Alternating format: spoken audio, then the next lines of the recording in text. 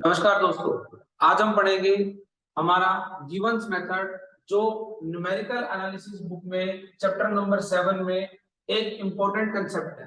This is an important concept. Given method किस लिए use करते हैं, सबसे पहले तो ध्यान से देखिए।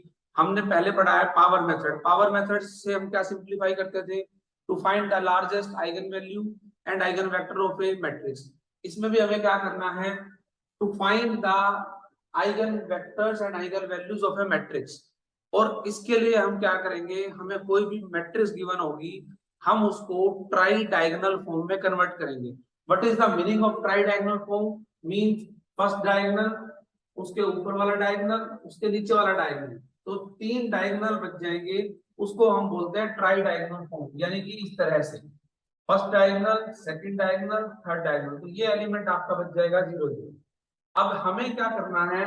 अपनी मैट्रिक्स को ट्राई डायगोनल फॉर्म में कन्वर्ट करना है। तो सबसे पहले गिवंस मेथड की हेल्प से हम ट्राई डायगोनल फॉर्म में कन्वर्ट करेंगे, और उसके बाद आइगन वैल्यूज और आइगन वेक्टर निकालने का प्रोसीजर हम सबको मालूम है, हमने फर्स्ट ईयर में सीखा था। उसी पैटर्न को फॉलो करेंगे। देखिए ध्यान से कैसे करते हैं। हमारे पास क्वेश्चन क्या गिवन है? सबसे पहले चीज, transform the matrix A to tridiagonal form by Givens method. तो गिवंस मेथड क्या करता है? किसी भी मैट्रिक्स को ट्राई डायगोनल फॉर्म में कन्वर्ट करता है। अब ट्राई डायगोनल फॉर्म में कन्वर्ट करने के लिए मुझे क्या करना है? ये फर्स्ट डायगोनल, ये सेकंड डायगोनल, ये थर्ड डायगोनल, मतलब इस एंट्री को क्या करना है? मुझे 0 करना है। अब क्योंकि सिमेट्रिक मैट्रिक है, तो ये वाली एंट्री भी ऑटोमेटिक क्या हो जाएगी? 0। तो मुझे ये दो एंट्री 0 करनी है। इससे मेरा क्वेश्चन क्या हो जाएगा? ट्राई डायगोनल फॉर्म में कन्वर्ट हो जाएगा। तो देखिए सबसे पहले हम वही प्रोसीजर फॉलो करेंगे अपना, सिंपल। तो देखिए हमारे पास हमें किसको एंट्री को 0 करना है? A13, that is 2 is the only known tridiagonal entry. यही है ना हमारे पास? ट्राइडायगोनल एंट्री में सिर्फ एक यही एक एंट्री है जो हमारे पास बच गई है। हमें क्या करना है? वी हैव टू रिमूव या रिड्यूस इट टू 0। हमारा जो मेन एम है वो क्या है? Reduce it to 0। इसको हमें 0 रिड्यूस करना है। तो 0 रिड्यूस करने के लिए हम क्या करेंगे? हम अपनी तरफ से एक ऑर्थोगोनल मैट्रिक्स लेके चलेंगे, जो हम पिछले मेथड में करके आए हैं। देखिए, तो let us take an orthogonal matrix. अब हमें एक ऑर्थोगोनल मैट्रिक्स लेनी है, लेकिन ऑर्थोगोनल मैट्रिक्स लेनी है कौन से प्लेन में? सबसे पहली बात तो ये है, पिछले मेथड में हमने क्या करा था? A13 था तो 1 और 3 प्लेन को ले लिया था, ठीक है, जैकोबीज मेथड में। लेकिन गिवंस मेथड क्या कहता है कि आपको 1 3 है तो 1 और 3 प्लेन नहीं लेना। अगर आपकी एंट्री AIJ आती है तो आपको प्लेन लेना है I+1 और J, मींस उससे नेक्स्ट।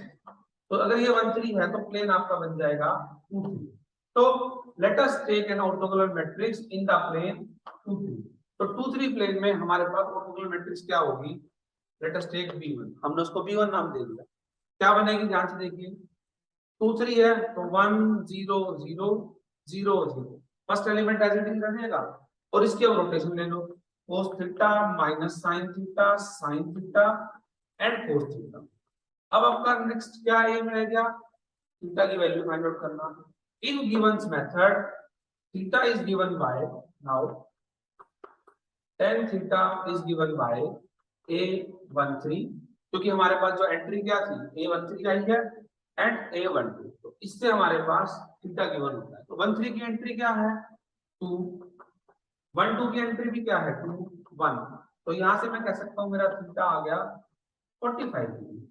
थीटा 45 डिग्री आ गया, तो आप इस थीटा को यहाँ रख दो, cos 45 sin 45। तो मैं इसको B1 जो मेरी है वो कन्वर्ट हो जाएगी इसके अंदर, cos 45 1/√2, sin 45 1/√2, 1/√2 एंड 1/√2। तो जो आपकी मैट्रिक्स थी वो आपकी मैट्रिक्स कन्वर्ट होकर B1 ये बन गया। अब B1 आपके पास आ गया, तो आपका काम क्या होता है? स्टेप 1, इसको स्टेप वाइज रिजॉल्व कर देते हैं। पहले स्टेप में आपको अपनी ये B1 फाइंड आउट करनी है बाय गिवंस मेथड। तो B1 आ गया। स्टेप 2 क्या कहता है? स्टेप 2 में आपको ध्यान रखना है, नाउ स्टेप 2 आपको भाई अपनी ट्रांसफॉर्मेशन यूज करनी है। नाउ यूजिंग द ट्रांसफॉर्मेशन, अब A से जो ट्रांसफॉर्मेशन बनेगी वो हमने नाम दे दिया A1।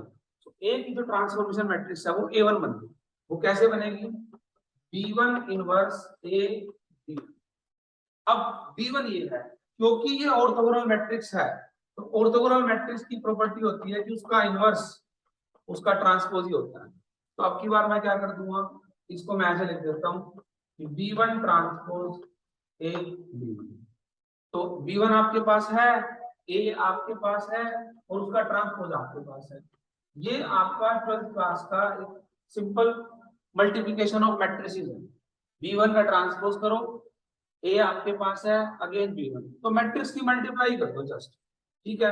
मैं यहाँ पे डायरेक्ट रिजल्ट लिख देता हूँ after the multiplication of these three matrix. और मेरे ख्याल से आपका क्लास में मैट्रिक्स मल्टीप्लिकेशन आप सबको आती है, आप उसको सिंप्लीफाई कर सकते हैं। तो आपके पास जो एंट्री बन जाएगी 1 2 रूट 2 और ये एंट्री हो जाएगी 0।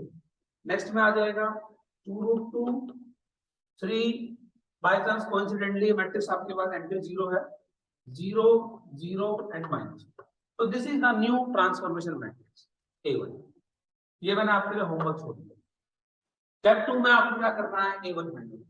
अब ये मैट्रिक्स आ गई, अब इसकी क्या कर लो आप, आइगन वैल्यूज निकाल लो। आइगन वैल्यूज कैसे निकालते हैं, नाउ स्टेप 3 में eigen values of A1 are given है। कैसे गिवन होंगे, determinant of A1 minus lambda I equal to 0। यही प्रोसीजर होता है ना, कर दो आप। A1 माइनस लैम्डा I का डिटरमिनेंट 0 कर दो। A1 माइनस लैम्डा I का डिटरमिनेंट 0 करोगे तो क्या बनेगा आपके पास, ध्यान से देखिए। नाउ क्या कर देता हूं मैं, A1 आपके पास है ही मैट्रिक्स, तो देखिए क्या बनेगा, A1 माइनस लैम्डा I का determinant which is equal to determinant of 1 minus lambda 2 root 2 0, 2 root 2 3 minus lambda 0 and 0 0 minus. Determinant solve करना आता है, एक्सपेंडिंग बाय थर्ड रो कर दो सीधा, minus 1 minus lambda. Expanding by third row कर दो, third row से एक्सपेंड करते क्या बन जाएगा, माइनस 1 माइनस लैम्डा।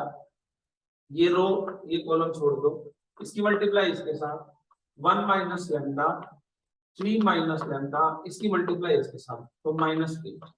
थोड़ा सा सिंप्लीफाई करो तो ये बन गया आपके पास लैम्डा प्लस 1 माइनस कॉमन ले लिया, यहां से भी आप माइनस माइनस दोनों से कॉमन ले लो, lambda minus 1 lambda minus 3 minus 8। थोड़ा और सिंप्लीफाई कर लो तो आपके पास ये बन जाएगा लैम्डा प्लस 1 इनटू मल्टीप्लाई कर लो lambda square 3 lambda 1 lambda minus 4 lambda plus 3 minus 5 and find out the roots of these three equations. तो यहाँ से लैम्डा की वैल्यूज क्या आ गई, लैम्डा की वैल्यूज आ गई -1, फैक्टर कर लो इसके भी 5.1 -1 और 5। तो these three are the eigen values. अब ये आइगन वैल्यूज तो निकल गई, तो थर्ड स्टेप में आपने आइगन वैल्यूज निकाली, ठीक है, and their corresponding eigen vectors. आपसे क्वेश्चन में पूछा गया है कि find out the eigen vector only which corresponds to largest eigen value. तो क्वेश्चन में हमें तीनों निकालने की जरूरत नहीं है, तो हम सिर्फ और सिर्फ 5 के करस्पॉन्डिंग, तो 5 is the largest eigen value, और इसके करस्पॉन्डिंग हम क्या निकाल सकते हैं, आइगन वेक्टर निकाल सकते हैं।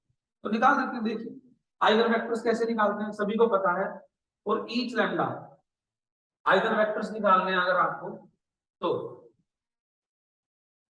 Eigen vectors corresponding to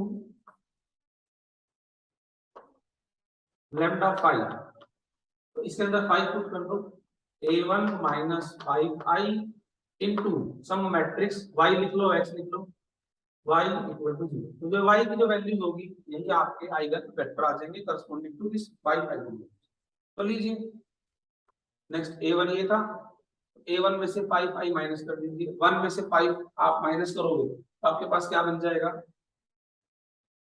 1 minus 5i है तो -4, नेक्स्ट 2 रूट 2 0, नेक्स्ट 2 रूट 2 3 में से 5 जाओगे तो -2 0 0 0 -6 y है, इसको लिख लीजिए आप y1 y2 y3 equal to 0। बस आपको क्या करना है, y1 y2 y3 की वैल्यू फाइंड आउट करनी है। तो सोल्व करो इसको, सोल्व करते आपके पास थ्री इक्वेशंस क्या क्या बनेंगे, फर्स्ट से तो बन जाएगा -4y1 plus 2 root 2y2 equal to 0, पहले इक्वेशन। नेक्स्ट से 2 root 2y1 -2y2 equal to 0 और थर्ड से -6y3 equal to 0। Solving these three equations अब आपके पास सिंपलेस्ट वे से आंसर आ जाएगा y1 1 y2 √2 एंड y3 तो आपके पास आ ही रहा है 0।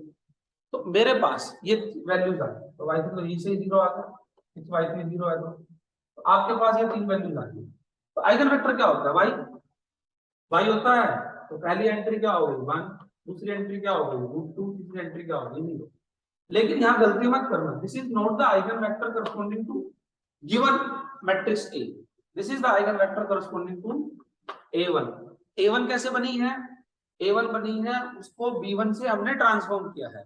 सो हमारा पास एक गेम क्या रह गया, नाउ A1 निकालना है आपको corresponding. Now the eigen vector for matrix A is given by matrix A for largest eigenvalue, that is 5। तो उसके लिए क्या मिलेगा आपके पास, हमें जो आइगन वेक्टर चाहिए वो किसके करस्पॉन्ड चाहिए, हमारे पास A के करस्पॉन्डिंग चाहिए। तो B1 y थी हमारे पास, y को B क्योंकि हमने ट्रांसफॉर्म करने के लिए B1 ही करा था, तो A को हम क्या करेंगे, जो हमारी ऑर्थोगोनल मैट्रिक्स थी उससे मल्टीप्लाई कर देंगे। तो A के लिए हमारे पास जो वेक्टर आ जाएंगे दैट इज, इसको आप ऐसे कर लो x, ठीक है। तो B1 की वैल्यूज क्या थी, ये रही, यही कर देता हूँ। y की एंट्री क्या है, y की एंट्री है 1 √2 0, इज इट फाइन। तो ये चीज आपकी हो जाएगी V1 इंटू y, x की वैल्यू लिख देता हूँ डायरेक्ट, मल्टीप्लाई कर सकते हो 1, नेक्स्ट 0 कैंसिल करोगे 1, नेक्स्ट 0 कैंसिल करोगे 1, तो 1 1 1 ये आपके पास फाइनल आइगन वेक्टर आ गया जो आपको चाहिए था corresponding to the given matrix A, जो आपको A मैट्रिक्स के करस्पॉन्डिंग था। इस तरह से आप अपने क्वेश्चंस को सिंपलीफाई कर सकते हैं।